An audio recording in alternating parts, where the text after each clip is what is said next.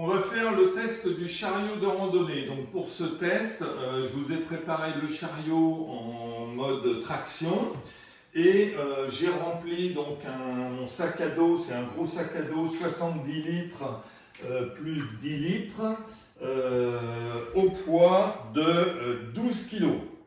On va passer le chariot en mode portage compact. On enlève les goupilles de verrouillage. On va rentrer les tiges télescopiques et on les remet.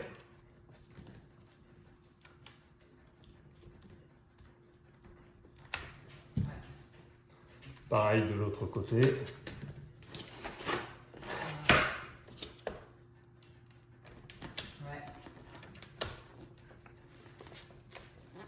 Donc voilà, pour mettre le sac sur le chariot de randonnée, j'ai prévu une sangle de fixation qui va venir à ce niveau-là pour éviter que le sac ne passe à travers.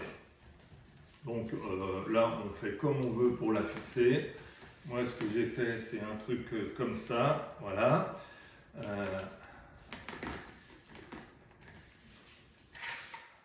On amène le sac.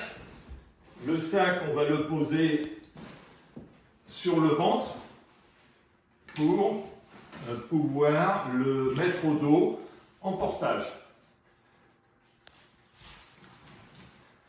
La sangle qu'on a passée va venir prendre le sac.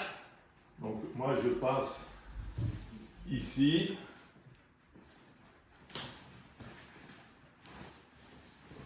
Sous les bretelles. Voilà. Et un nœud à ce niveau-là. Mais là, chacun fait comme il veut. L'objectif principal, c'est lorsqu'on va avoir le sac au dos, de retenir le chariot, qu'il ne puisse pas tomber. Pour le bas, je mets une petite sangle.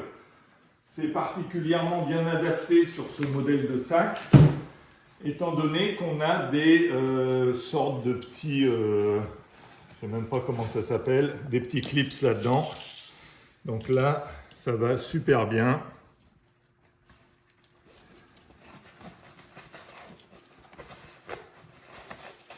Le but, c'est juste de retenir le chariot lorsqu'on a le sac au dos.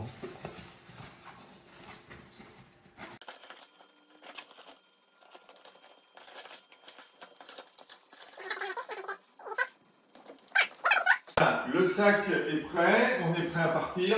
Par contre, pour le mode compact, on pourrait le porter comme ça pour passer un pont ou des passages difficiles. Mais en portage compact, on va venir désolidariser l'essieu, voilà, et le fixer avec les petits accessoires, les petits clips. Et la meilleure position que j'ai trouvée, c'est de le fixer ici, en hauteur. Et là, il ne va pas nous gêner. On n'oublie pas également, en autre accessoire, voilà, comme on boit beaucoup, des porte-gourdes. On peut les clipser là, ça évite de s'encombrer. Ma ceinture,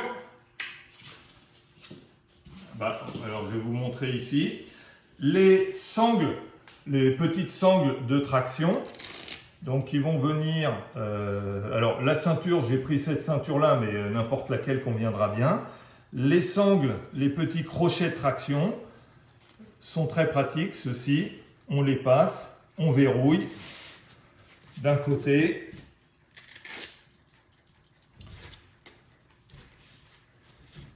on les passe, on verrouille, et voilà.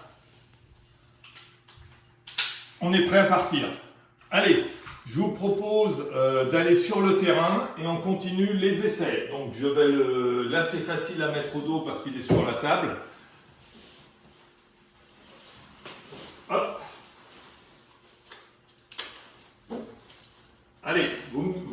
suivez, on va faire les essais à l'extérieur.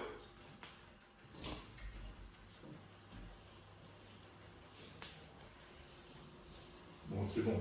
Et voilà, donc là on est encore dans la ville et on va sur notre terrain d'entraînement, le magnifique parc de Sceaux.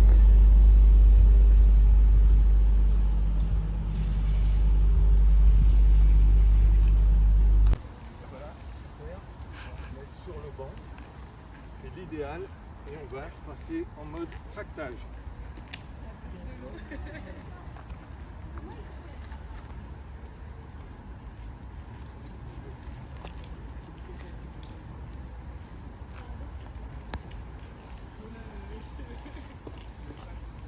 Pour passer en mode tractage, donc pour passer en mode tractage, on va enlever nos précieux.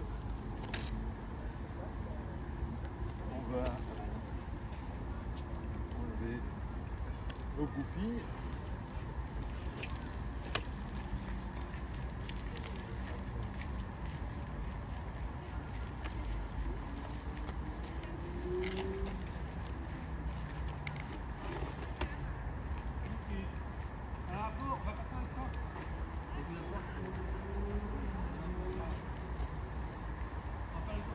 On voit les gens derrière. Hein. Ah ok. On voit vite fait. Et on va venir refixer notre essieu. Ici, on peut avancer, montrer le vissage de l'essieu. Ici, il est vissé.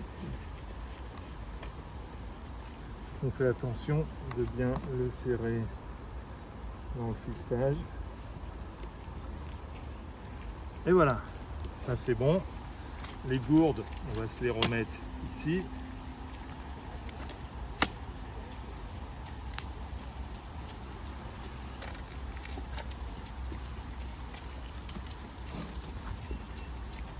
On va raccrocher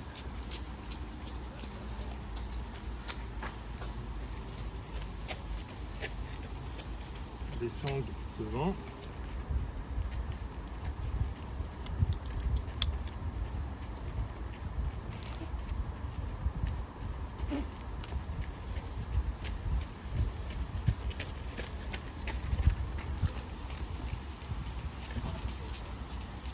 C'est parti.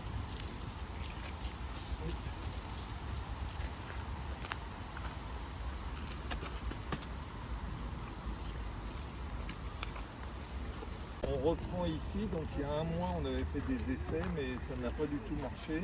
On a eu un problème de cylindre bloc. Donc en fait on a changé cette pièce là. Voilà. La pièce, le cylindre bloc d'origine était trop souple et donc dès qu'on partait, le chariot s'écrasait. Le point important de ce chariot là c'est l'équilibre. Donc ici on voit que c'est avec un gros sac il est à peu près équilibré. Par contre avec un petit sac peut-être il aurait fallu reculer l'axe de roue. C'est à vous de voir. Moi ce que j'ai trouvé c'est en mettant les gourdes ici remplies on va pouvoir équilibrer pour mettre la force plus en avant ou plus en arrière. Donc c'est parti, on va faire un essai donc sur plat. Donc pour l'accroche, on a fait des essais, bon je vous ai pas mis la vidéo, avec des joints souples, mais bilan ça oscille de trop. On préfère la boucle rigide. Donc c'est parti, j'ai mis ma ceinture. C'est parti, les gourdes sont en bas, quand je tire, donc ça marche bien. J'ai éventuellement ma place pour tenir mes bâtons. Et je peux limiter l'amortissement et c'est l'entreprise.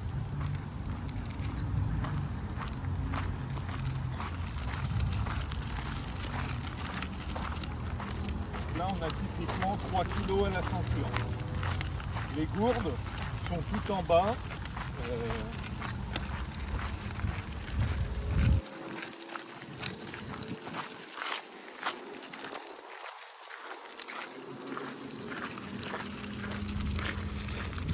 C'est en tractage dans la côte, les bidons à l'arrière, ça marche pas trop mal.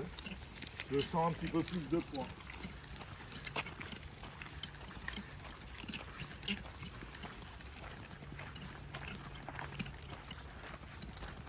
par contre, il ne frotte pas par terre, donc c'est bon. On peut même, si c'était plus raide, on pourrait le soulager en tirant avec les mains. Donc un essai en tractage en descente. Là, je sens que j'ai plus aucune force et le chariot est prêt de basculer en arrière. Donc je pense, ah ouais, voilà.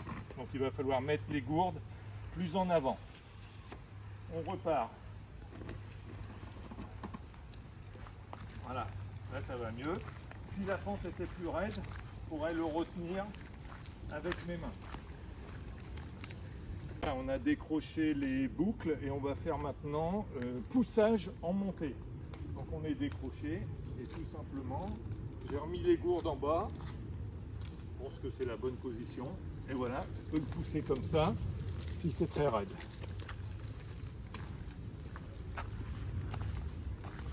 On va faire une retenue en descente.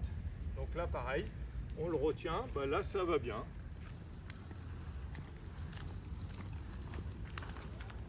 Je pense que même si c'est beaucoup plus raide, on arrivera à le retenir. Voilà les différents essais. Maintenant il n'y a plus qu'à rouler. Direction Saint-Jacques-de-Compostelle.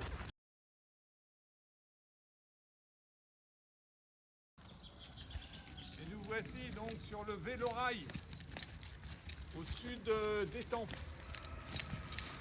On est parti pour ce deuxième tronçon. Allez, direct Orléans. Allez, je vous montre l'amortisseur en mouvement. Va à gauche. Va à gauche, donc. Voilà. Et là, tu es en train de grimper. Donc là, il y a des grosses traces de roue de tracteur. Ouais. Donc on est obligé de ralentir la vitesse.